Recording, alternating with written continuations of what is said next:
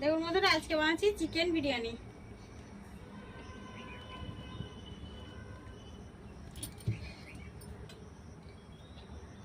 প্রথমে ভাত দিয়ে দিলাম,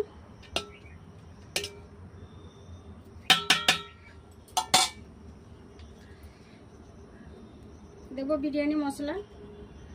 এবার মশলাটা আমি বানিয়ে দিচ্ছি।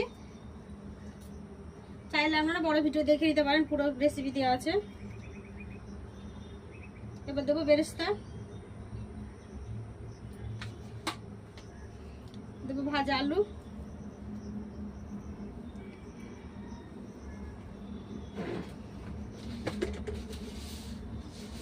পরিমতো চিনি,